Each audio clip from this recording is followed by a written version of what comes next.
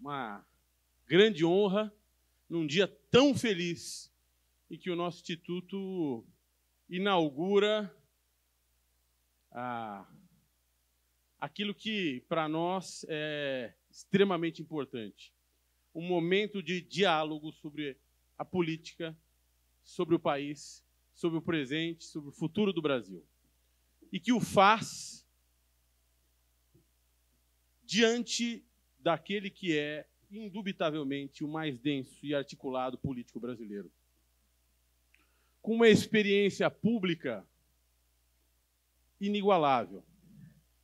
Ciro Gomes foi prefeito, governador, ministro de Estado, concorreu inúmeras vezes à presidência da República e na eleição do ano passado, segundo os principais institutos de pesquisa, venceria no segundo turno os dois candidatos que lá estiveram, inclusive o presidente Jair Bolsonaro. Ciro Gomes está hoje aqui diante de nós para falar sobre assuntos importantes, com o vagar e com a profundidade que só gente como ele é capaz de fazer. Por isso eu lhes peço mais uma vez uma salva de palmas a esse nosso amigo Ciro Gomes.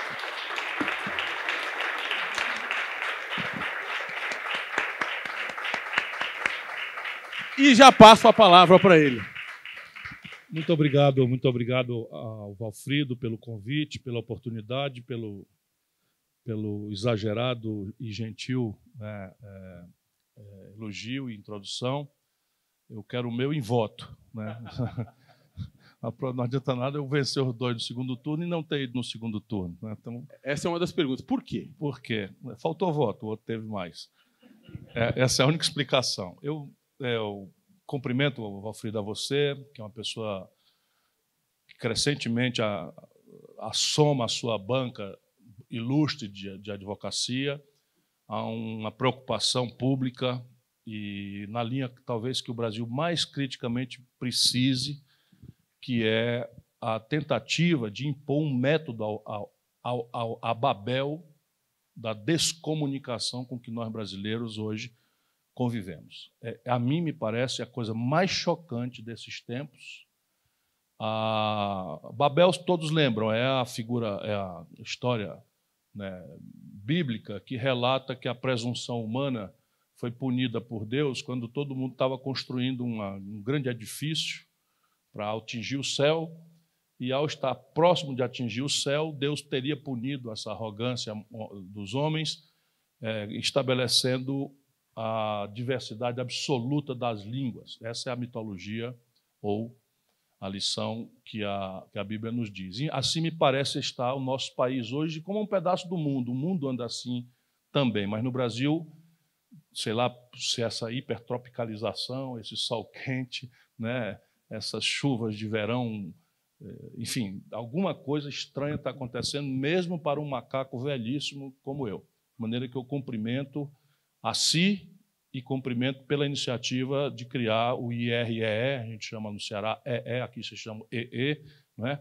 E, se me permite, antes de começarmos, eu quero cumprimentar todo o auditório, nas pessoas desse grande brasileiro, senador Eduardo Matarazzo Suplicy. É uma grande honra cumprimentá-lo. Do professor Nelson Marconi, da Fundação Getúlio Vargas, que faz a minha cabeça na economia, e da líder, né, dessa instituição tão respeitada do Brasil inteiro. Ela me falou que está já com as 15 mil pessoas, a Denise. Muito obrigado pela sua presença e pela acolhida aqui. Aí é assim, nós combinamos que nós vamos conversar, e vamos conversar todos juntos, né?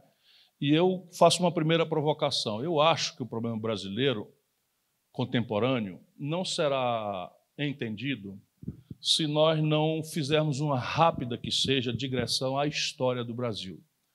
Não é uma história muito longeva que vai pesquisar o desapreço cultural que nós temos pelo trabalho, quanto mais simples, que é um legado de 300 anos de escravismo, não é um esforço tão distante que nos faça ainda matar gente por acesso à terra, porque terra não é um fator de produção em vários rincões do Brasil, ainda é um símbolo de status da base feudal com que se organizaram as estruturas portuguesas depois do legado das capitanias hereditárias. Sim, o nosso território inteiro um dia foi retalhado em poucas faixas e todas entregue a famílias. Então, não precisa ir tão longe, que há sociólogos que mais brilhantemente apreciariam isso. Eu quero trazer só para o contemporâneo. O contemporâneo é que o Brasil foi, e eu quero trazer essa informação em tempos depressivos, o Brasil foi a economia capitalista que mais explosiva e complexamente cresceu ao longo do século XX. A China vai nos tomar esse recorde, mas ainda seremos vice-campeões mundiais, de maneira que não há defeito genético na nação brasileira. Nós, um dia ordenados, seja por um momento democrático, vistoso, como foi Juscelino Kubitschek, ou em momentos mais ditatoriais, mais escuros, como foi o período mais duro da Revolução de 30, ou mais recentemente o período Geisel, o Brasil cresceu a uma média superior a 12% ao ano.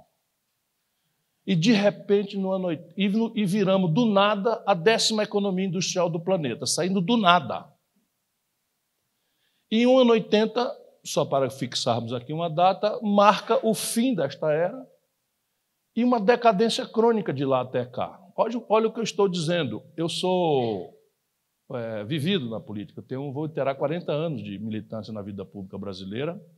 Parênteses, nunca respondi por nenhum escândalo, nenhum malfeito, nenhum processo, nem que fosse para ser absolvido, fecha parênteses, isso nada mais é do que a minha obrigação, mas nesses tempos aí de laranjal generalizado e de mensalões e petrolões, eu quero sempre lembrar que essa obrigação eu cumpro por mim, pelos meus filhos, pela minha família e pelo meu país.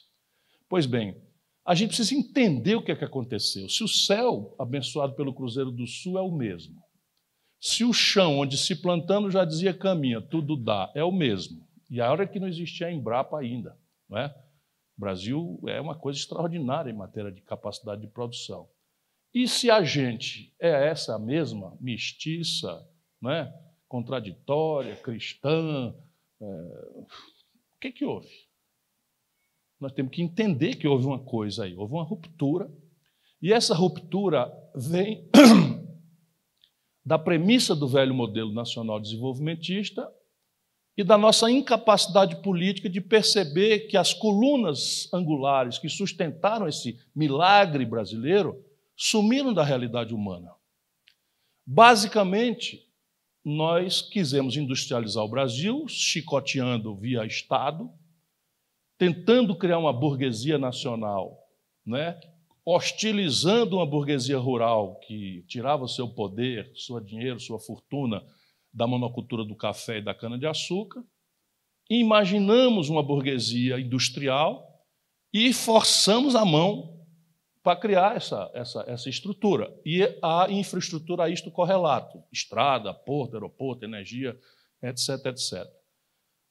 Quais são as duas premissas que sumiram desse modelo? Não para fazer história diletante, mas para entender o drama contemporâneo brasileiro. Primeiro, o Brasil, lá como hoje, não tinha dinheiro para fazer essa proeza.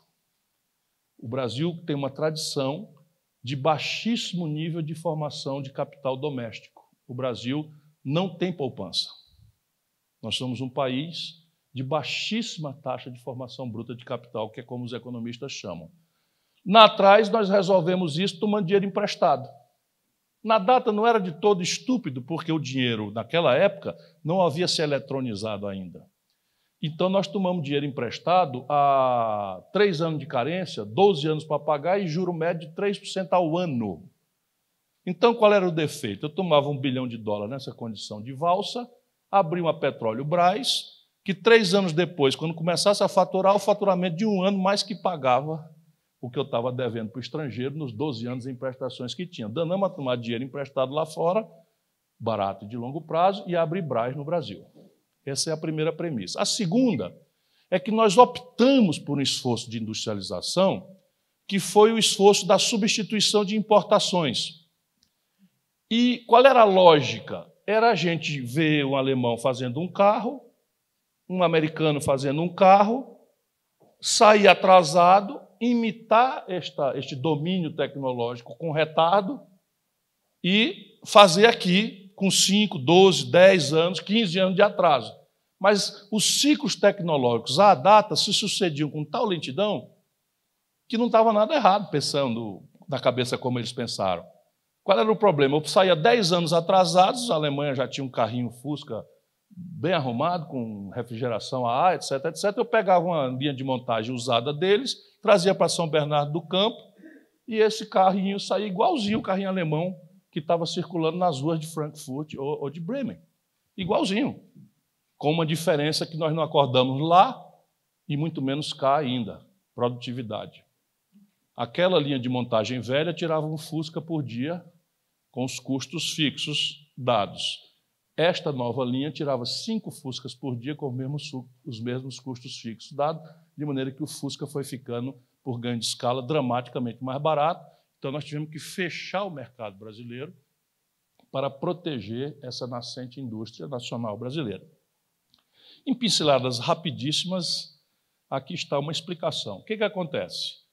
Aquilo que era o dinheiro de longo prazo e barato virou smart money, ou seja, um garoto, como quem opera um videogame em Wall Street, tira 3, 4, 5 bilhões de dólares com Ctrl-Alt-Delete XPTOWJ, que é a senha, do balanço de pagamentos do Peru e transfere para a Malásia. Só que 3, 4, 5 bilhões de dólares no balanço de pagamento do Peru no curto prazo quebra o Peru. 12, 15, 17 quebra o Brasil no fluxo. Então, o juro que era 3% virou 19%, 20%. E nós tínhamos uma ditadura. Resultado, nós não podíamos coesionar o Brasil, nem debater, estou falando de hoje, tá? Na data, o dissenso era absoluto, sob o ponto de vista do que fazer, sob o ponto de vista econômico. Porque havia um processo autoritário e nós precisávamos de reunir todo mundo para restaurar a democracia. Então, as reuniões não se repetiriam se a gente chegasse. Isso já sou eu testemunha pessoal. Aos meus 61 anos de idade, eu já sou testemunha pessoal. Reunião, Teotônio Vilela, usineiro de Alagoas, Ulisses Guimarães, comprometido com o ruralismo de São Paulo, do interior de São Paulo, Franco Montoro, democrata cristão, tudo gente de altíssima respeitabilidade, ultraconservadores, cristãos, católicos, Miguel Arraes, confundido pelos militares como comunista, Leonel Brizola, pegaram em armas para resistir ao golpe de 61, os militares tinham ódio a ele, e mais João Amazonas, do PCdoB, mais Luiz Carlos Prestes, que estão todos voltando. Então, se houvesse uma reunião em que a gente fosse discutir economia política, qual é o papel do Estado em relação à economia, se nós devemos privatizar, essa primeira reunião terminaria em tapa e a segunda não aconteceria. Então, nós tivemos que enxugar a agenda para buscar um consenso que só era possível na reinstitucionalização do país. Então, toda uma geração política brasileira, eu sou precoce, mas eu sou testemunha disso, abandonou a reflexão sobre economia, sobre desenvolvimento, sobre estratégia, sobre inserção internacional, comércio exterior, taxa de juros, formação bruta de capital, desenho previdenciário, questão fiscal. Tudo isso foi abandonado em nome de uma agenda que nos coesionava e que era consenso. Anistia, eleição direta, constituinte. E ganhamos todas. A minha geração acredita no milagre da política, porque nós fomos lá contra um inimigo que parecia invencível e fomos lá e ganhamos todas. Só que a sequela do velho modelo morto, porque tem a mudança do perfil do capital, e agora acontece uma mudança mais grave e complexa ainda, estou falando de hoje para o futuro, mencionando história, que é a velocidade e a complexidade com que as tecnologias começam a se transformar.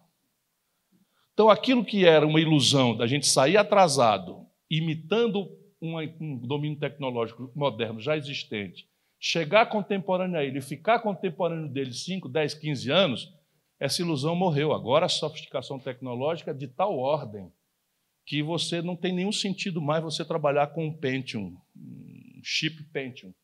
Quando eu fui morar nos Estados Unidos, em 1994, ex-ministro, ex-governador, ex-prefeito, ex-deputado, 2 vezes, já tinha uma carreira política, eu comprei um computador 386. Ninguém aqui sabe nem o que diabo é isso. E eu ligava para a mamãe dizendo, mãe, olha o que é que esse povo inventou. Estou falando de 1995. Olha o que é que esse povo inventou. Eu entro pelo telefone, na internet, depois de uma negociação que faz uma musiquinha, tim, dom, tim, tal, e eu consigo ler a primeira página do Jornal do Brasil em menos de meia hora. Em menos de meia hora entra a primeira página do Banco do Jornal do Brasil que eu escrevia para lá. Eu achava aquilo absolutamente fenomenal. Hoje, se o meu streaming não chegar em 200, megabps, eu troco de provedor. Então, é absolutamente fenomenal o que aconteceu. E nós também não vimos, não quisemos ver, não estávamos habilitados a ver, porque estávamos discutindo as institucionalidades do país. Resultado, ganhamos a parada, redemocratizamos o país, mas a crise estrutural do modelo econômico nos apresenta a conta. E a conta agora é uma superinflação. E aí, de novo, nós não podíamos ter qualquer tipo de digressão de modelo. Agora tínhamos um inimigo comum, da esquerda para a direita, passando ao centro, tínhamos que produzir o milagre de acabar com a inflação. Estou falando demais, não? Não. E aí foi lá o Sarney, tentou o plano cruzado, mandou laçar boi no pasto, a negada fechava a porta de supermercado cantando o hino nacional. Eu vi tudo isto, meu Deus do céu. Ai, como eu tenho sofrido, não é pouca coisa, não. Vocês lembram disso, não? Mas para a gente resolver o problema da inflação, tinha os fiscais do Sarney com um ridículo botão espetado no peito e fechava a porta de supermercado e cantava o hino nacional, né? No nosso país. E nós outros preocupados se os militares iam engolir o Sarney. Porque o Tancredo eles engoliam porque respeitavam, mas o Sarney eles consideravam um trânsfuga, um traidor do regime. Então, segura as pontas. Segura. Aí vem o Collor, faz o plano Collor, não sei das quantas, aquela Zélia, meu Deus do céu, como é que pode esse país aguentar isso que nós estamos aguentando? Eu vi tudo isso, eu já sou governador, prefeito, não é inacreditável. Eles pegaram tudo que foram ativos da sociedade brasileira, acima de 50 mil cruzeiros, reais, sei lá o quê, e sequestraram, eles esterilizaram. Depois a gente veio a saber que havia torneiras que liberavam para os grandões o que eles quisessem liberar, e o país foi, até que chegamos à lucidez, né, ilustrada do Fernando Henrique Cardoso, que era o guru, né, de uma esquerda moderada, etc., etc., com uma tragédia. Ganhamos a eleição em cima do real, foi uma coisa muito bem feita, eu ajudei a fazer, fui ministro da Fazenda, mas era uma coisa precária, porque o nosso problema era de modelo econômico. Nós tínhamos começado a nos desindustrializar pesadamente. O Collor tinha feito uma abertura comercial e o brasileiro queria consumir o standard novo, o standard moderno, do qual nós tínhamos conhecimento pela tal da internet e pela televisão, e pelas redes globais, etc., etc. Lá, como hoje, nossa aspiração é de consumo ao consumo padrão globalizado, que é a única coisa que, de fato, está globalizado. E não fizemos nada na produção. Estimulamos um ciclo de consumo, porque a inflação era uma espécie de imposto, cessamos esse imposto abruptamente, o povo achou que aquilo era só para ganhar a eleição, foi imediatamente ao consumo, ágil fila de desabastecimento, não sei o quê, papapá e tal, o Brasil a pleno emprego, e o povo ficou muito feliz e gratificou o governante que lhe deu esta dádiva, sem maiores sacrifícios ou reflexões, e deu a ele a reeleição. Como não existe almoço de graça, lá se vem a rebordosa. Qual é a rebordosa? O Brasil não tinha recursos para pagar esse estágio de consumo e quebra.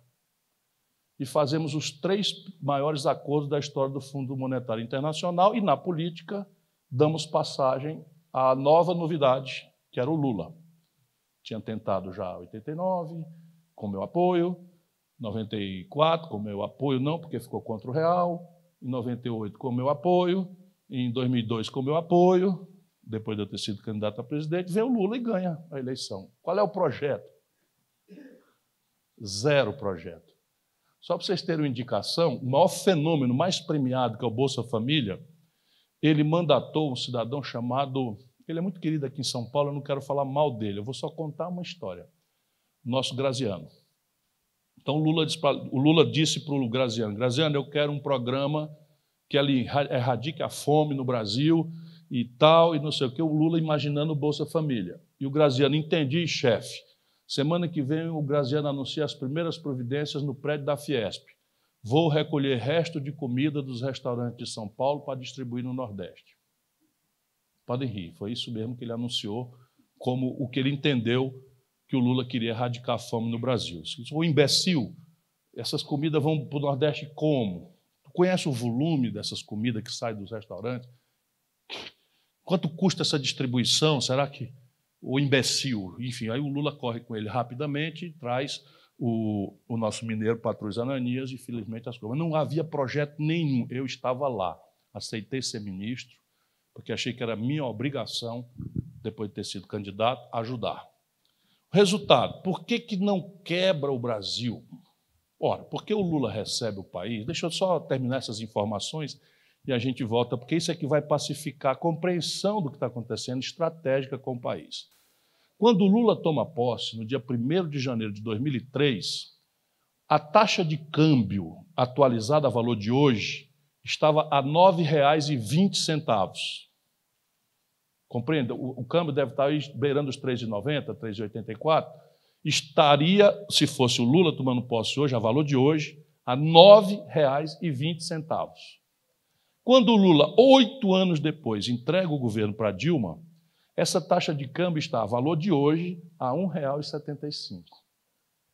O que acontece quando a taxa de câmbio muda com essa proporção? E ninguém é obrigado a ser economista, nem precisa nem de longe. É que o Brasil integrou-se de tal forma ao mundo que todos os nossos preços reais da nossa vida comum, do nosso povo mais simples, estão vinculados ao dólar. Por exemplo, o preço do pão, porque o Brasil não compra trigo. A turma que me segue por aí sabe de brinco. Então, o pão é trigo, e trigo, como o Brasil não produz, compra do estrangeiro em dólar. Eu precisava de R$ 9,20 no primeiro dia do governo Lula para comprar um real de trigo, $1 de trigo, e 8 anos depois eu preciso de apenas R$ 1,75 para comprar o mesmo dólar de trigo. Ou seja, eu posso dizer, no concreto, tendo o pão como referência, que o povo brasileiro multiplicou por 4, praticamente, a sua capacidade de consumo durante os 8 primeiros anos do Lula. Mas o que acontece com a produção brasileira? Aquele velho modelo nacional desenvolvimentista que colapsou, segue se desindustrializando o Brasil dramaticamente, porque se fica barato consumir, sair de São Paulo para Miami é mais barato do que ir para Fortaleza, quando todo mundo sabe que Fortaleza é 1000 vezes melhor do que Miami, I mean it, né? Então, o que acontece? A indústria não tem condição de sobrevivência, porque o produto importado fica muito barato aqui e a exportação do produto brasileiro para o estrangeiro fica muito cara lá fora. Então, nós vamos destruindo o processo produtivo e financiamos um ciclo de consumo felicitante. O povo fica alegre, multiplica por 4, imagina a capacidade de consumir, e, de repente, vem a amargura do fim da festa. Qual é o fim da festa? Os preços das commodities que sustentaram esse ciclo de expansão do consumo explodiram durante o período Lula. Vou dar os números. Quando o Lula entrega o governo para Dilma, nós estamos vendendo 1 tonelada de minério de ferro trabalhando na CSN, Companhia Siderúrgica Nacional. Nós estamos vendendo 1 tonelada de minério de ferro por $190. Quando a Dilma é derrubada, nós estamos vendendo a mesma tonelada por $38. Quando o Lula entrega o governo para a Dilma, nós estamos vendendo a $110 o barril de petróleo. Quando a Dilma é derrubada, nós estamos vendendo o barril de petróleo a 30. Então, aquele montante de dinheiro que as commodities pagavam some pela queda de preços e a Dilma desvaloriza o real. Então, ela recebe a 1,75 e repete o filme lá de trás, e no dia seguinte da posse, o dólar vai para 4 por 1. E resultado prático, o brasileiro que tinha aumentado por 4 a sua capacidade de consumo perde 1/3, 1/4 da sua renda. 1/3 não, metade da sua renda. Assim. E a explicação foi contratar o Levi. economista do outro lado, que tinha sustentado a política do outro lado e que agora está com o Bolsonaro, anunciando que vai desmamar o agronegócio brasileiro. Atenção, Brasil, a desindustrialização é um fenômeno dramático, agora eles vão destruir o agronegócio brasileiro por pura interdição mental. Pura interdição mental, não é por inteligência. Vamos refletir razões de fato e tal. O Ceará, que é o meu estado, é o estado mais sólido fiscalmente do Brasil. Eu gosto de dizer isso porque eu não sou nenhum maluco. O Ceará hoje é o estado que maior volume de investimento tem hoje em termos absolutos. Vocês têm compreensão do que é um estado pobre do Nordeste investir mais do que São Paulo, do que o Rio, do que Minas? Aí até covarde. Rio e Minas não estão pagando os funcionários, Rio Grande do Sul não estão pagando os funcionários. Portanto, se alguém aqui tem compromisso com sanidade fiscal e austeridade fiscal, na prática sou eu. Mas fazer isto é uma estupidez. O resultado prático, vamos lá, a Dilma chama o outro lado faz mais do mesmo, que esta ideologia assentada numa mitologia que a crise de 2008 já desmoralizou, que é a crença, né? Não digo que seja mal intencionado de todo, mas é ingênua, para ficar do mínimo, de que o mercado livre tem o condão, a força e a mágica de resolver a equação do desenvolvimento humano. Isto nunca aconteceu na história da humanidade, em nenhum quadro do tempo e em nenhuma quadra da geografia do planeta Terra.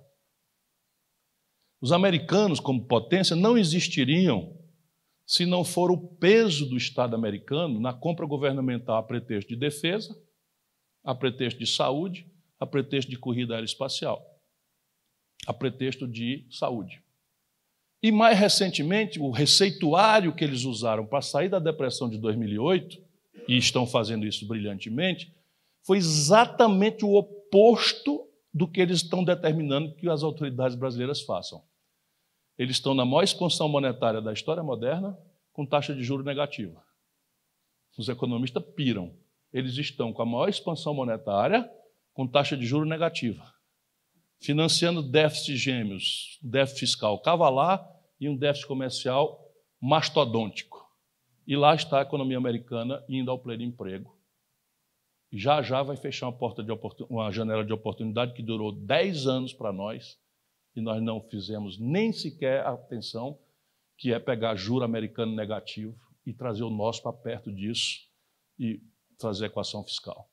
Então, aqui está o diagnóstico. Vamos agora aproveitar, passo para dizer assim, e tem saída? Tem, mas é preciso que a gente debata essa saída, some inteligências, porque o problema, a cada rodada de equívoco, vai se agravando.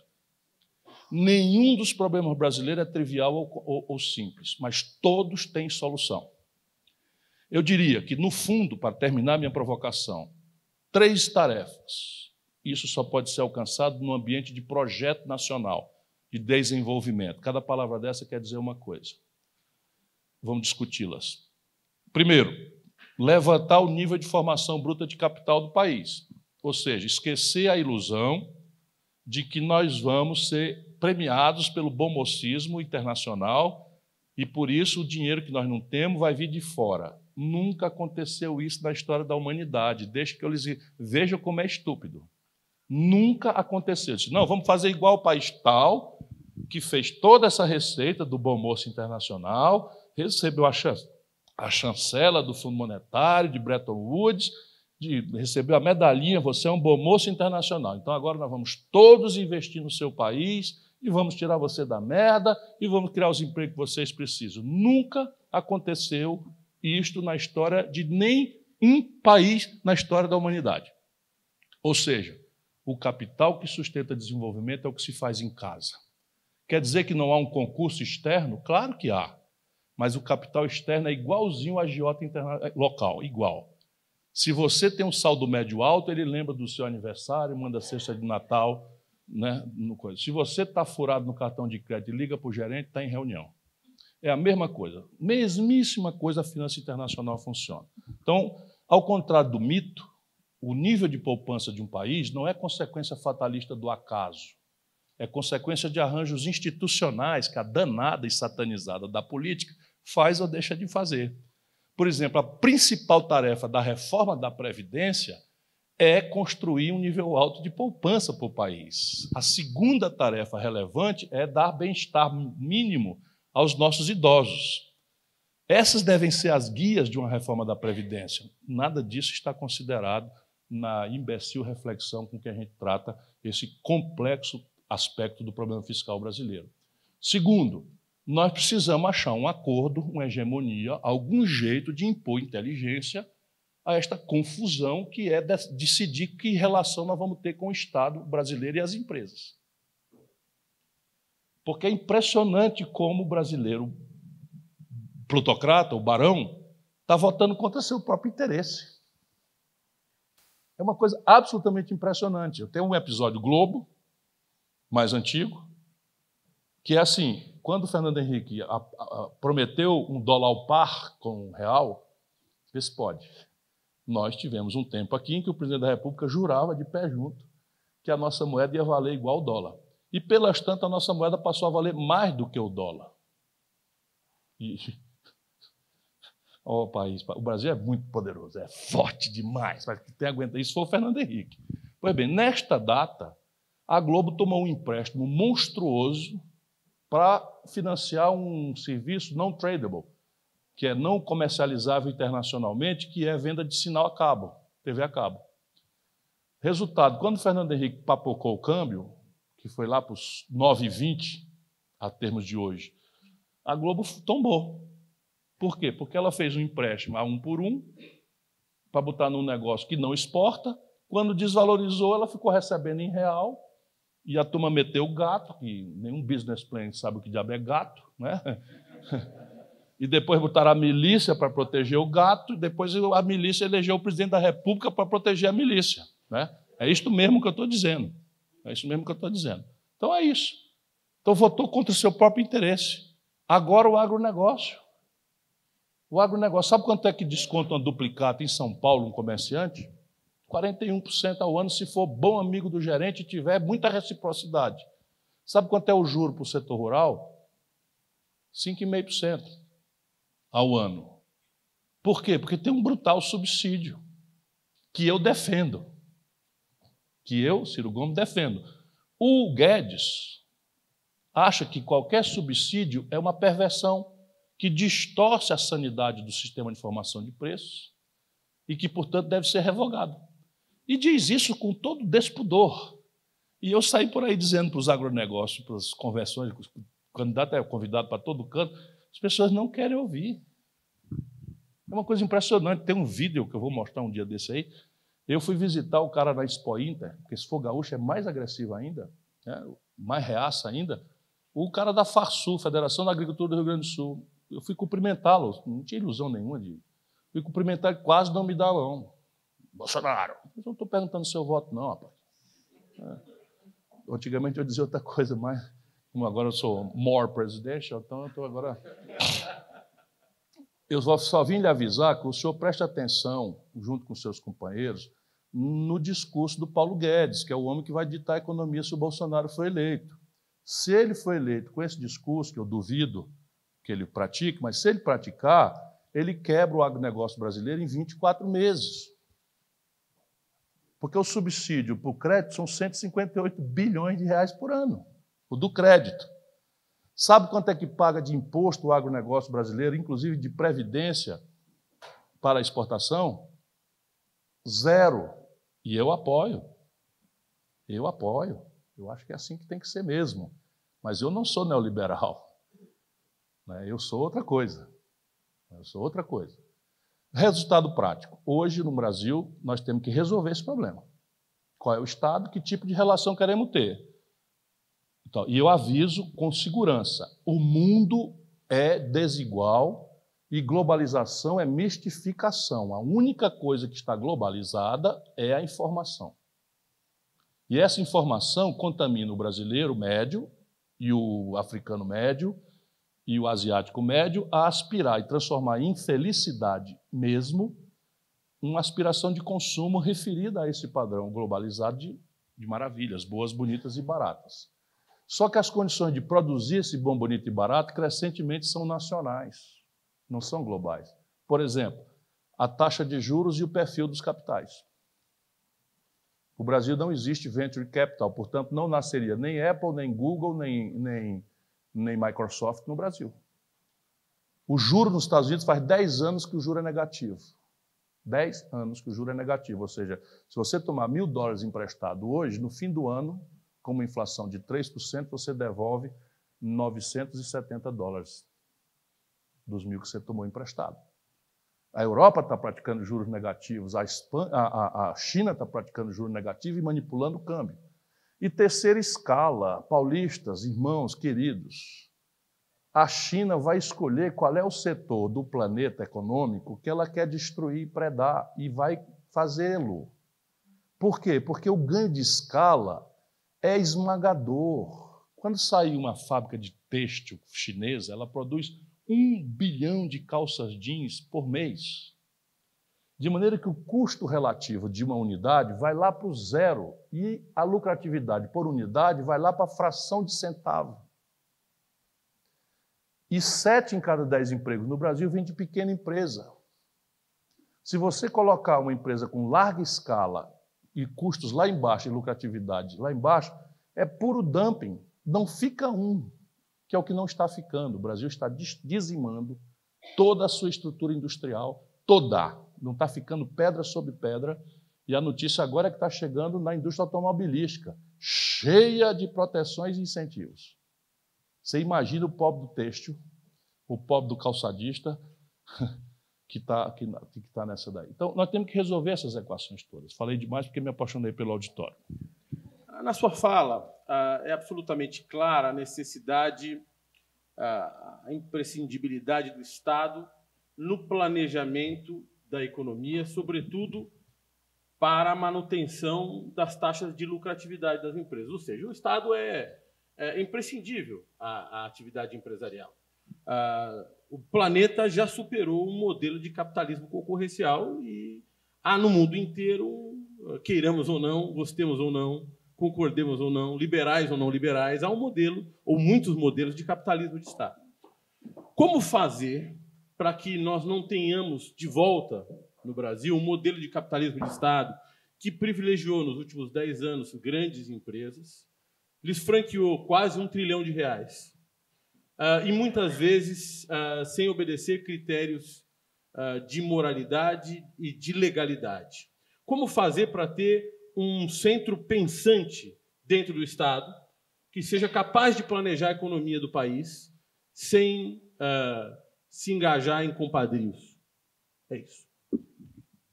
Eu passei um período na Universidade de Harvard pensando se haveria algum standard, algum padrão que explicasse o êxito civilizatório de quem o tem e, por ausência, explicasse o fracasso civilizatório de quem não o tem.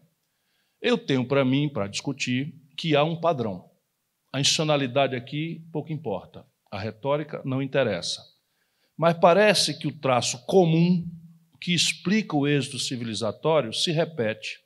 Volto a dizer, a institucionalidade varia conforme cada língua, cada história, mas, na prática, eu encontro 3 fatores. O primeiro, alto nível de formação bruta de capital, de poupança doméstica.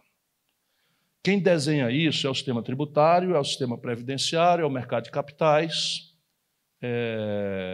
enfim. E o sistema financeiro conectado com o mundo real, que o nosso desconectou-se absolutamente. A segunda premissa é uma coordenação estratégica governo, empresários e universidade. A institucionalidade, volto a dizer, pouco importa. Se você for na China hoje, você não entende. Eu tenho ido.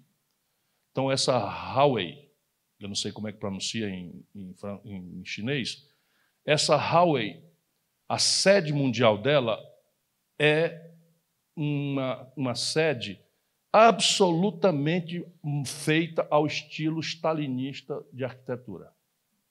Aquilo não dá para enganar. Eles dizem que são empresa privada. Mas uma empresa privada não constrói um negócio daquele. Eu entro lá e você olha assim, é feita de propósito, para, como Stalin queria, diminuir o indivíduo e fortalecer a estrutura, quer dizer, pôr em relevo a estrutura, e o indivíduo é um elemento pequeno diante da estrutura, do macro, etc., etc. O fato é que está deixando a Apple longe na corrida tecnológica.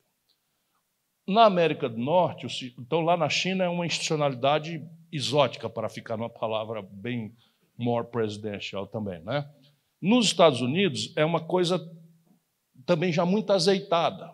Então, hoje eles estão trabalhando a terceira revolução industrial. Então, você tem todas as encomendas militares, todas as encomendas de saúde, de aeroquestão. Agora a tarefa é ir a Marte. E eles vão a Marte, mas não interessa ir a Marte propriamente. Interessa tudo que está entre tomar a decisão de ir a Marte e estar pronto para ir a Marte em 10, 20 anos. Em novos materiais, em supercondutores, em nanotecnologia, em engenharia genética, etc., etc., etc., etc. E isso é muito explícito na América do Norte. Depois você tem o modelo alemão, né, que acabou de reestatizar 374 empresas, basicamente de serviço público. O que se nota? O que se nota é que há uma brutal flexibilidade, que todos tomam suas decisões com inteligência e racionalidade. Nenhum deles toma decisão por arquétipos, por modelinhos, porque eu estudei em Chicago em 1840 e lá me disseram que o Estado tem que ser mínimo, não sei o que e tal. Eu estudei na Universidade de Moscou e lá disseram que a propriedade privada é um fator de perversão. Isso tudo é lixo, tudo lixo. A flexibilidade, a inteligência, o olhar agressivo em cima do desafio, da sua complexidade. E o terceiro elemento primicial do êxito civilizatório é investimento em gente. Assim como eu estou dizendo. O Brasil tem a metade da escolarização da Argentina. O Brasil tem a metade da escolarização da Argentina. Cuba, um país miserável, mais pobre do que o estado do Ceará, tem 47 de cada 100 garotos de 18 a 25 anos na universidade. O Brasil tem 16. Isto é um mero número. Quando você se debruça para olhar que universidade nós estamos dando aos nossos filhos, aí dá vontade de chorar, para quem tem a minha vivência de circular no meio universitário internacional, etc., dá vontade de chorar. O paradigma pedagógico nosso é lixo puro, puro, puro, puro. Uma criança tomar banho, coisa mais chata para um adolescente é tomar banho, e no frio aqui em São Paulo, para sair, pegar o ônibus e chegar em casa, chegar na escola e está lá o professor numa lousa com um giz de costa dizendo que Pedro Álvares Cabral descobriu o Brasil por acaso, dia 22 de abril de 1500, isso é tudo mentira. E se fosse verdade, ele numa lan house, pobre como seja, ele entra num computador e viaja junto com Pedro Álvares Cabral. Ele consegue virtualmente visualizar Porto Seguro do jeito que Pedro Álvares Cabral conseguiu visualizar na primeira hora, porque está tudo disponível. Isso são as tarefas que nós temos que fazer. No pragmático, o Brasil precisa sair da ilusão, as pessoas às vezes me entendem mal, do moralismo por si mesmo, para uma crença realista, que não é pessimista, é que a humanidade é falha. A obra humana é falha, o ser humano tende à corrupção. Não precisa ser bater carteira dos outros, assaltar os outros. Isso é um extremo. Mas ontem eu estava conversando com um ilustre jornalista e ela, porque não sei o quê, papai, tá, só um minutinho. Aí eu era inimiga do fulano me convidando para ir na casa dele, eu nunca vou, não quero saber, ele não vai no mau caráter, não sei o quê, papai e tal. Aí um dia ele disse, mas o Carlos Slim vai estar lá. Ela disse, opa, eu sempre quis conhecer o Carlos Slim. Nesse caso, eu vou esquecer minha raiva toda, minha intransigência, e eu vou aproveitar essa oportunidade, sua corrupta. Né? Porque aí o camarada pega e malversa a verba do gabinete para a moradia. Ora, o tamanho é só a oportunidade. Aí diz que usou para comer gente. Isso é o nosso presidente da República. Desculpa que eu estou repetindo palavras presidenciais que são cada vez menos repetíveis. Né? Mas a gente não pode brincar com isso, não. Então, usou a verba da coisa. Eu fui deputado com ele, junto com ele. A verba que eu não usava, eu devolvia. Nunca fiz propaganda disso, não. Ele tinha milhões de funcionários fantasma. O filho arrecadava o dinheiro dos funcionários para botar no bolso. Então, se ele fosse prefeito, ele ia ser sério?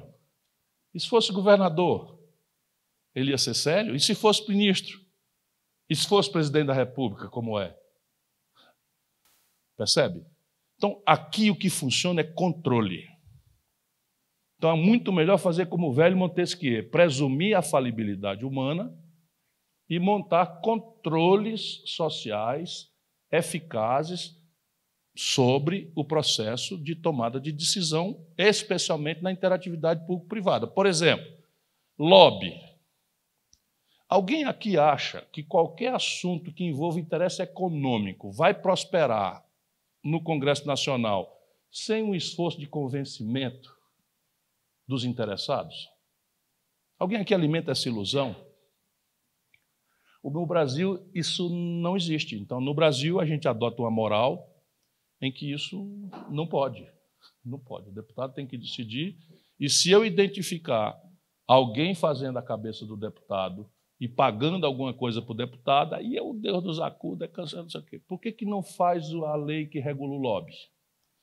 Porque a lei que regula o lobby é um mecanismo de controle e transparência.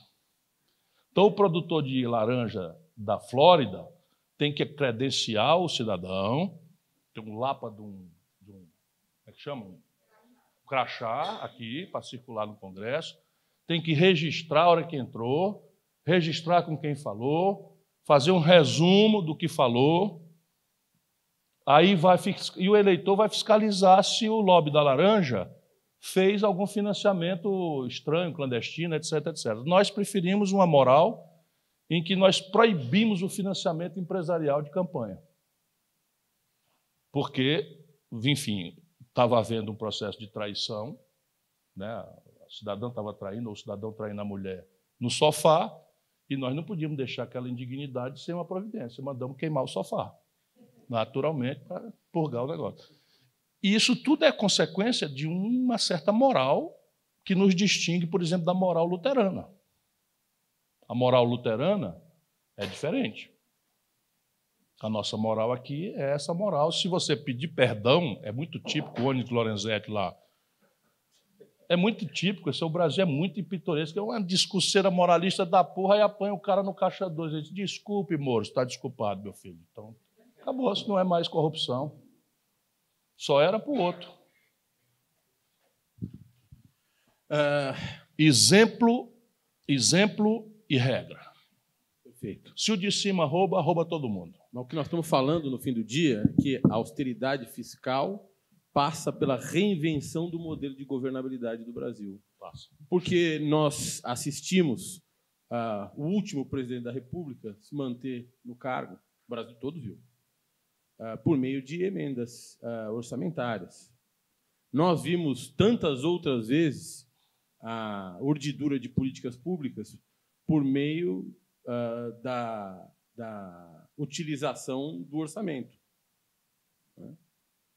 Nós não temos que mudar o modelo de governabilidade do país, de financiamento radicalmente e de lobby pós-eleitoral, porque nós temos 400 frentes parlamentares em funcionamento no país, submetidas a uma única regra, financiamento privado, que ninguém sabe como se dá. Não, agora é pior. Financiamento individual de campanhas em que o cidadão pode, do seu, usar sem limite. Então, esse é o único país, a única democracia do mundo que legalizou a plutocracia. Então, é o seguinte, qualquer candidato de vossas mercês que estão aqui só pode receber contribuições dos amigos e tal, e gastar do seu parco e suar do dinheirinho. Nosso amigo Benjamin Steinbrück, se quiser, pode gastar 1 bilhão. Ele tem. O Roberto Setúbal, se quiser, pode gastar 2 bilhões, se quiser. Então, evidentemente, está tudo errado. Mas deixa eu dizer uma coisa, senão não seria o Ciro Gomes. Orçamento brasileiro.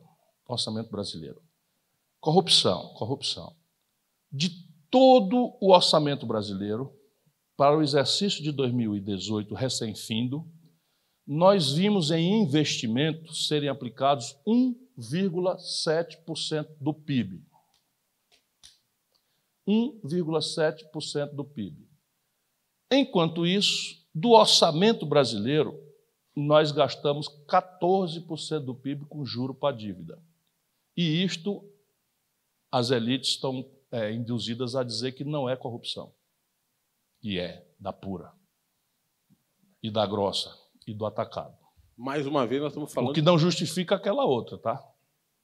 Nós estamos falando de como o Estado brasileiro privatiza recursos que se tornaram públicos depois que ele tributou a renda das pessoas. Basicamente é disso que nós estamos falando. Exatamente.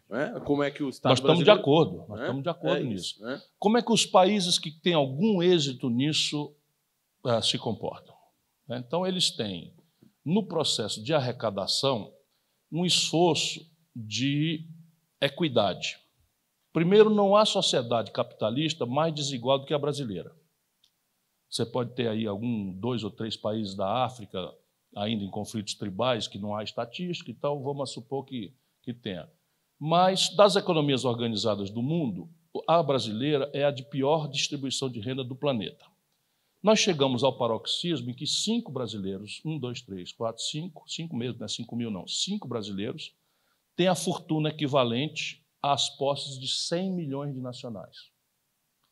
Isso aqui é um problema de escala para o mercado. O capitalismo moderno se afirma no consumo de massa, e o consumo de massa se afirma na renda. Eu destruo a renda e não entendo por que 220 mil lojas fecharam no Brasil nos últimos 3 anos. 13 mil indústrias fecharam no Brasil nos últimos 3 anos. Mas não é disso que eu quero falar. Então, eu pego essa estrutura e eu faço uma tributação dramaticamente regressiva, porque eu faço uma opção de tributar o consumo. E aí o consumo de um pobre, que equivale a uma cesta básica e meia, a 2 cestas básicas por ano, eu tomo dele 42% de carga tributária. Enquanto a tributação de lucros e dividendos, que só o Brasil e a Estônia não cobram, isso depois de 16 anos, me perdoe, meu eminente senador, de governo do PT, né? Nós temos 16 anos de governo assim chamado de esquerda, só o Brasil e a Estônia não cobram tributo sobre lucros e dividendos. Qual é a explicação para o meu cidadão ali morrer com 27,5% no salário dele, na remuneração dele, e o camarada que recebe 9 bilhões de reais, uma família, 4 famílias recentemente receberam 9 bilhões de reais, é o Banco Itaú, distribuiu para 4 famílias sem pagar 1 centavo de lucros e dividendos. Todos esses incentivos que foram dados para as multinacionais dos automóveis foram transformados em lucros e dividendos e remetidos para o estrangeiro com 0 tributo. Isto, moralmente, nos deixa muito sem autoridade, né, para fazer, já na questão da arrecadação. Quando você olha o gasto pelo outro lado, aí você tem basicamente assim, agora do orçamento estrito sensu, 50%. O orçamento, só para esclarecer, é a estimativa de todas as receitas e a estimativa de todas as despesas por ano. Se pratica ou não é outro assunto, né? Mas é um plano em que eu prevejo, no ano anterior, todas as receitas e todas as despesas. No orçamento de 2019, estão previstos 51% do orçamento para juro, rolagem e amortização de dívida. 51%. Do orçamento brasileiro estão previstos. Nós não vamos pagar 1 centavo, porque estamos em déficit primário. Não vamos pagar 1 centavo. De novo, os bancos estão brincando com fogo, porque vai contabilizando, vai contabilizando, vai contabilizando, vai contabilizando, e um dia o credor não paga. Ou não paga, ou vem a inflação e torra isso. Nós conhecemos o filme. Mas, enfim, mas não querem ouvir, não querem falar e continuam na brincadeira. Do resto que sobra, 25% é previdência. Do orçamento estão 51%, juro, rolagem e amortização. 25% do resto, quer dizer, 25% sobre os 100%, previdência. Só que na previdência, meus compatriotas, 2% levam mais de 1/3 de tudo que se paga. 2%. E quem são eles? Os políticos, os juízes, os procuradores. E sabe o que proposta faz essa reforma para eles? Nenhuma. Ah, e os militares. Olha o vespeiro. Segregando a conta dos militares, eles gastam da Previdência 47 bilhões de reais e contribuem com 3. Então, o déficit segregado... Não, contribui com 4. Então, o déficit segregado da Previdência Militar, que tem peculiaridades, a gente tem que respeitar, eles não têm FGTS, eles vão para a reserva, tudo bem, mas 99,3% do oficialato superior brasileiro se aposenta com menos de 55 anos. Ouviram o que eu disse? 99,3% do oficialato superior brasileiro se aposenta com menos de 55 anos. E contribui com 47 e arrecada 4. O déficit deles é de 43. Cadê eles na proposta? O salário do aposentado, comerciário, industriário, operário da construção civil, etc., aposentado, é de R$ 1.240. O salário do judiciário é de R$ 18.800. O salário do legislativo é de R$ 26.000, a aposentadoria. Cadê a previdência para eles?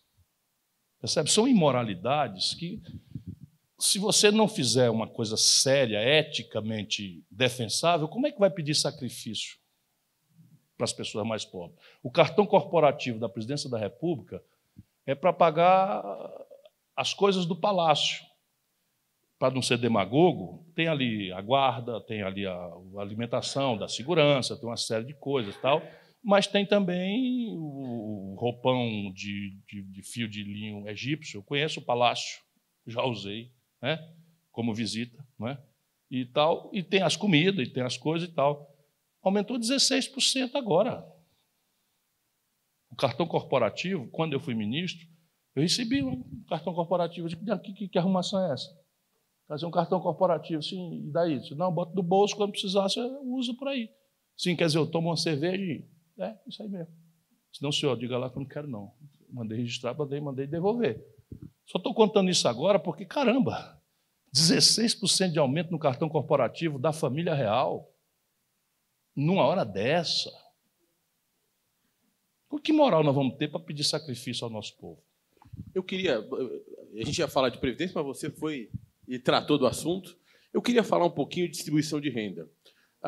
Nós temos vivido uma certa demonização da solidariedade no Brasil, como se nós tivéssemos uma população, uma sociedade solidarística. Eu não acho que nós, algum dia, tivemos uma sociedade solidarística, mas, nesse momento, talvez nós tenhamos ideologizado a solidariedade de alguma maneira. Qual é o seu pensamento sobre a política de distribuição de terras no Brasil e ocupação urbana? O problema da moradia nas cidades e o problema da distribuição de terra no campo. Nós perdemos o passo, e essa é uma agenda a rural, é uma agenda dos anos 50, que não funciona mais, por conta desses episódios que eu disse. O empreendedor novo é densamente tecnológico, é caracterizado por mega escala e tende, não é, a funcionar com financiamento global.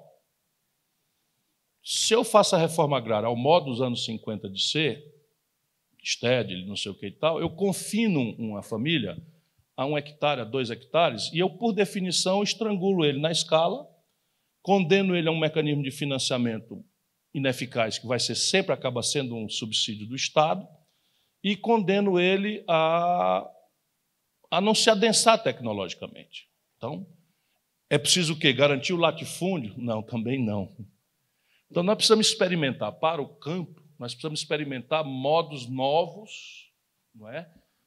Em que você possa, por associativismo, e isso é mais fácil de fazer no Sul do que no Norte e Nordeste, aí são tradições culturais, migrantes, italianas, alemãs, etc., etc. Eu não estou falando que são melhores, não.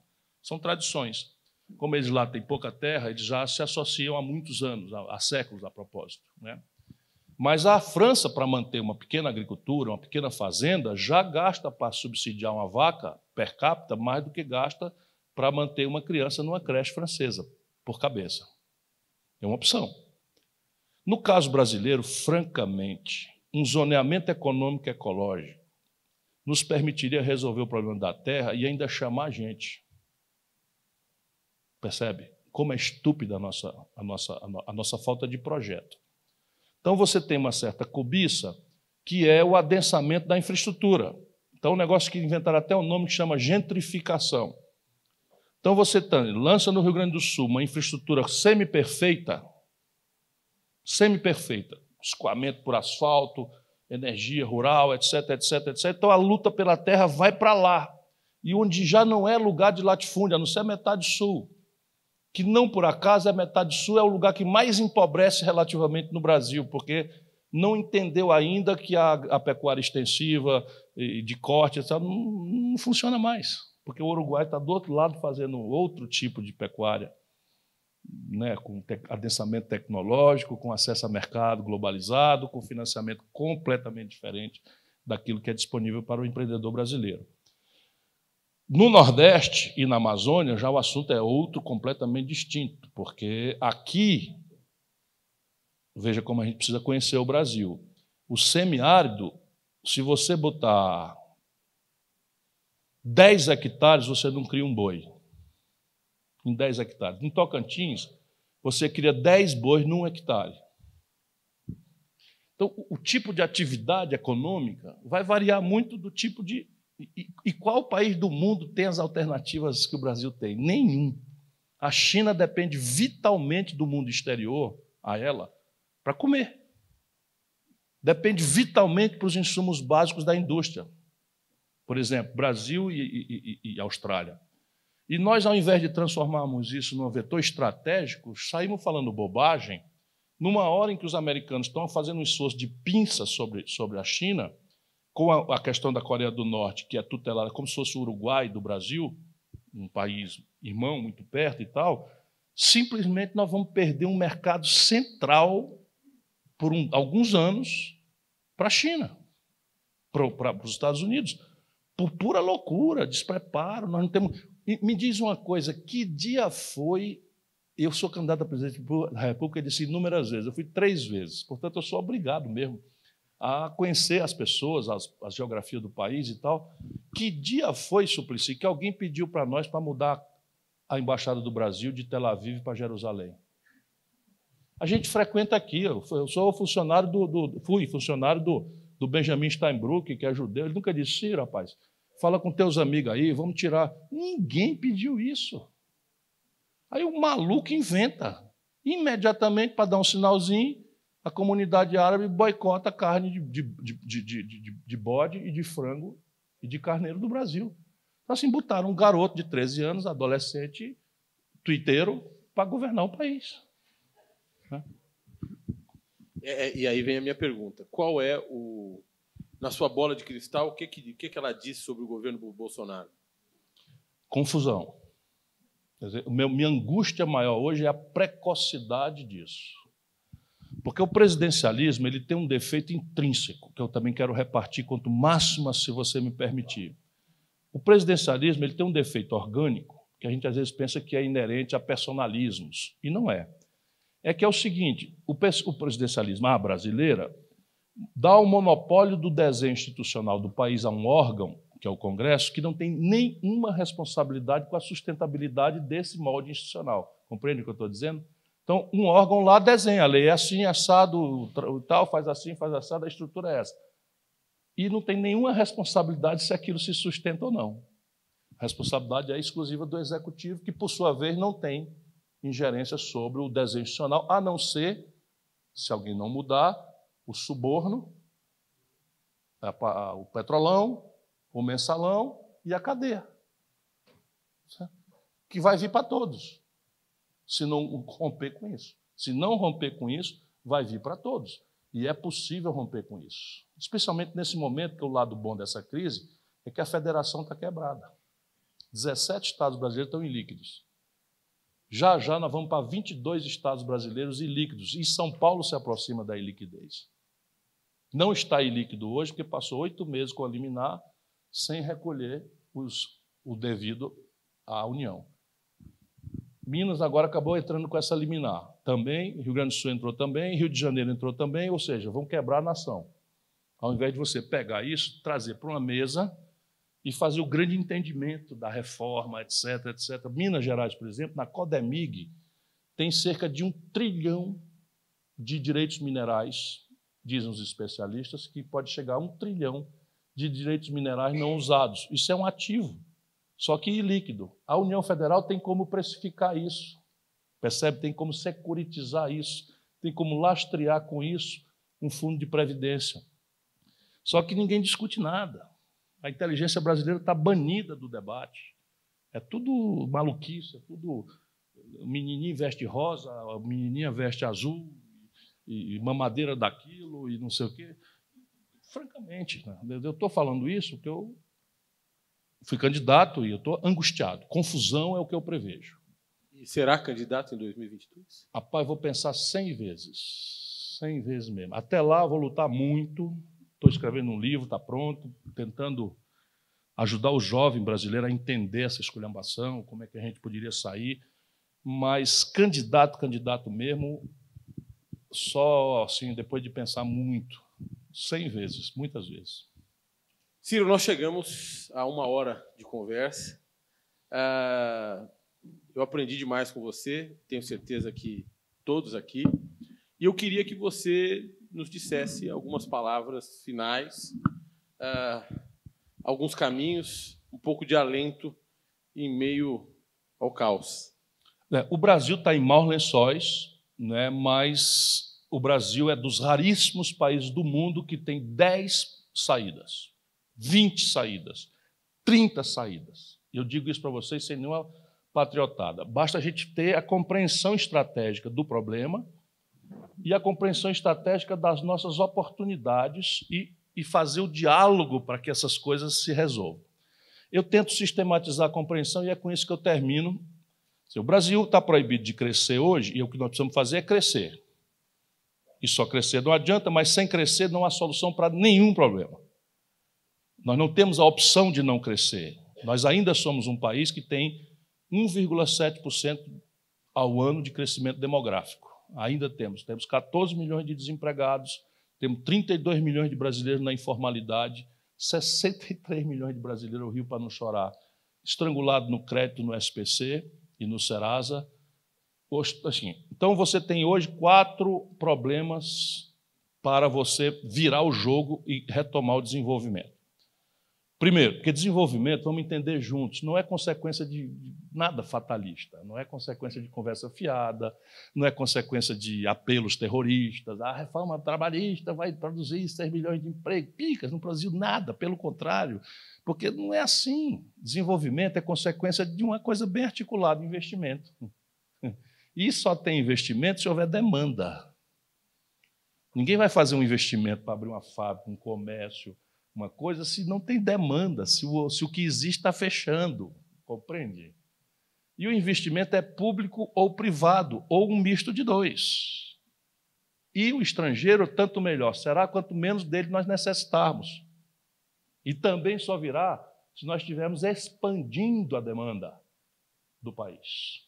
Portanto, primeiro problema, o colapso do consumo das famílias. Patologicamente, todas as vezes que o Brasil cresceu, 50% desse crescimento é puxado pelo consumo das famílias. Hoje, o consumo das famílias está comprometido por essa soma macabra de 14 milhões de desempregados, 32 milhões de pessoas na informalidade e 63 milhões de pessoas com nome no SPC. Como é que a gente pode reverter isso? Faz uma reestruturação do passivo dessas famílias que estão no SPC em bases de mercado. Na campanha debocharam, quiseram tal. E quem transformou isso em hit não fui eu, apenas eu estudo. O assunto é nesse contexto aqui. Por quê? Porque o leilão do Serasa dá 70%, 80% de desconto, mas cobra os 30% à vista, e o miserável não tem.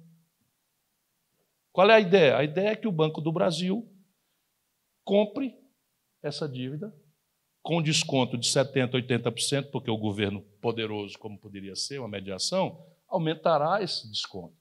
E renegocia esses 30% com juro de 10%, que é muito alto. Só que o juro que o miserável está pagando é 350, 400. Então, o Banco do Brasil ganha dinheiro, o cidadão volta a ter crédito, volta a poder, enfim, restaurar o consumo, etc. Então, você aqui é o começo disso, é o primeiro uma estratégia para restaurar o consumo das famílias. Segundo, o investimento empresarial. O Brasil, de tanto brincar de juro alto, e é impressionante como as pessoas não querem ouvir este número. O Brasil, de tanto brincar de juro alto, hoje tem um estrangulamento na capacidade empresarial de pagar. Então, o conjunto de débitos empresariais registrados hoje é de 3 trilhões de reais. Essa é a dívida consolidada privada brasileira. 3 trilhões de reais. Notícia terrível. 600 bilhões de reais, dos quais caminhando aceleradamente para crédito e recuperação duvidosa. Consequência prática, o sistema financeiro tradicional retraiu-se completamente, porque ninguém está pagando mais ninguém. Ninguém está renovando papagaio aqui de nada, nem de ninguém na praça, em São Paulo. Certo? Aí você tem os tombos, aí você, assim, milagre, quando a Oi ganhava dinheiro, quem operava era Itaú, Bradesco, Santander e tal. Quando a Oi quebrou, pediu recuperação judicial, fomos atrás dos débitos, tudo com o Banco do Brasil, Caixa Econômica e BNDES. Isso é o capitalismo brasileiro. Né? Na hora do lucro, privado, na hora do prejuízo, espeta nas costas do povo. Né? Isso tudo é dado, real aqui. Então, o endividamento empresarial, tem um professor em Colômbia, como é o nome dele? Felipe Rezende. Ele atribui a este fator, e somente a ele, a impotência do Brasil crescer. Nós estamos somando outros fatores, mas isso daqui não vai acontecer espontaneamente. E o Brasil tem 386 bilhões de dólares de uma reserva cambial, caríssima para rolar, para manter, que você podia fazer um fundo soberano e fazer uma espécie de redesconto na base de empréstimo, com garantia real, com RED por conta do freguês, só que você ia trocar juro brasileiro por juro internacional, que, volto a dizer, ainda é uma janela de oportunidade, está negativo. Então, aqui está a outra razão e aqui uma pista de solução. Terceiro, o colapso do investimento público. Desde que se mede esse índice, o Brasil, em 2018, fez o menor investimento desde a Segunda Guerra Mundial. Desde que se mede. 1,34% do PIB, juntando Estados, União e município, tudo junto. Só para vocês terem uma ideia, o Geisel investiu 2,75% do PIB. O Lula chegou a investir algo ao redor de 2% do PIB. Só a União Federal. Nós estamos junto tudo, 1,34%. Portanto, uma reforma fiscal se impõe. Se impõe. Agora, essa reforma fiscal feita pelo lado da despesa é contracionista. Agrava a depressão econômica. Agrava a depressão econômica, agrava o desemprego, agrava o desfinanciamento da Previdência, agrava o desemprego, agrava tudo. Portanto, tem que ser uma reforma fiscal equilibrada e feita aí com muita imaginação, com muita capacidade de ser justo, não é? De fazer um impacto nacional de retomada do desenvolvimento brasileiro. Mas tem saída, tem 10 saídas, 20 saídas, 30 saídas. E, por fim, a questão exterior. Como eu vinha falando, a gente não dá muita bola disso porque nós somos um país grandão demais. Mas o Brasil também está proibido de crescer porque cada vez que a gente cresce por esses surtos de consumo, explode a base de importação do país. Porque nós, recentemente, desaprendemos a produzir o que é padrão nosso de consumo. Fibra de roupa, química fina, meio de diagnóstico médico, 80% do valor de um carro parado aí fora, montado aqui no ABC, vem de fora. A parte rica do carro, tudo. Então, cresceu 2%, apresenta um buraco de 130, 150 bilhões de dólares. Aí pressiona o câmbio desvaloriza, passa para a inflação e o governo atira com taxa de juros e o resto do filme a gente conhece. Desde o Fernando Henrique, segundo governo, nós estamos vivendo essa estupidez técnica e entra governo e sai governo, e um é de direita, outro é de centro, outro é de esquerda, todos repetindo a mesma coisa por falta de imaginação e de debate. É por isso que... Então, resolver essa equação impõe a gente decidir agora por uma política industrial e de comércio exterior. Porque é vã a ilusão de que nós vamos pagar nosso modo desejável de consumo, não é? Moderno, eletroeletrônico, microeletrônica, informática, biotecnologia, química fina, meio de diagnóstico moderno, com feijão, soja, milho, carne in natura, essa conta não fecha. Ainda mais perdendo mercado, como nós estamos perdendo, e perdendo preço. Antes do mercado, já estamos perdendo preço pesadamente. Só para vocês terem ideia, 97% da soja brasileira do ano passado, fim do ano, que era a safra, nós vendemos para a China. Nós vamos perder metade desse mercado agora.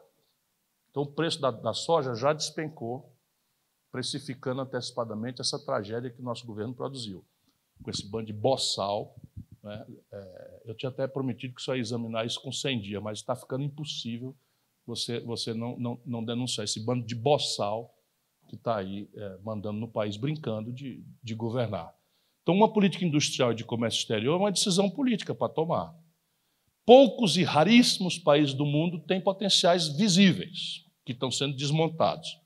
Potencial número 1, complexo industrial da saúde. Sabe quanto a União Federal, só o governo federal importou, em 2018, do estrangeiro, para o complexo industrial da saúde, fármacos, próteses, cama de hospital, bengala e tal, 17 bilhões de dólares. 17 bilhões de dólares. Você imagina que a iniciativa privada, mais os estados e municípios, que a gente não consegue consolidar o dado, isso dá mais 2 vezes isso. Estamos falando de 50 bilhões de dólares por ano, de menos mais. Deixar de importar. 80% disso patente vencida. Você faz o Instituto de Engenharia Reversa aqui na Unicamp, produz o perfil e manda abrir uma indústria com jovens empreendedores, com venture capital e compra governamental. E o Brasil vira uma potência mundial, global, pela escala imediata que assumiríamos no complexo industrial da saúde. Segundo, o complexo industrial do agronegócio. Nós temos a agropecuária mais agressivamente competitiva do mundo. 40% dos custos de produção são importados do exterior. 40%. O Brasil abriu mão de produzir fertilizante, abriu mão de produzir defensivos agrícolas, inclusive de uma nova linha orgânica, que não precisa mais ser esses tóxicos e tal. A gente está piorando as coisas, fechando fábrica de fertilizante, novinha em folha, como aconteceu agora no Mato Grosso do Sul, da Petrobras, fecharam. Uma multinacional comprou para fechar. Então, você tem que e agregar para frente, exposta à produção. O maior produtor mundial de soja do mundo, estamos ali brigando com os Estados Unidos, não tem uma esmagadora nacional. Esmagar soja é um processo mecânico, não exige grande sofisticação tecnológica. Todo o esmagamento da soja brasileira é feito por multinacionais. E nós vendemos a soja bruta e o mínimo de valor agregado já é estrangeirado. Eu falei 3 já, e o 4, complexo industrial da defesa. A Embraer, quando foi entregue aos norte-americanos, era a mais competente e mais volumosa companhia de aviação média do mundo. Sabe esse jato 737X que está caindo aí em todo canto? É o jato que nós estamos produzindo. Jato médio, que é uma joia, e eles entregaram. É a maior companhia do mundo. Vendeu mais do que a Bombardier, do que a Boeing, esse jato, e do que a Airbus juntas, a nossa Embraer. Nós acabamos de concluir o projeto de uma joia que chama KC-390, feita com dinheiro público brasileiro, 2 bilhões de reais o desenvolvimento do projeto, que é uma joia e que esmaga o mercado do Hércules C-130 americano, esmaga, que é um mercado já na fila de 20 bilhões de dólares, e nós entregamos a Embraer. Nós acabamos de acertar um acordo absolutamente inédito de 100% de transferência tecnológica, sem reserva de nenhum trecho e de nenhum algoritmo.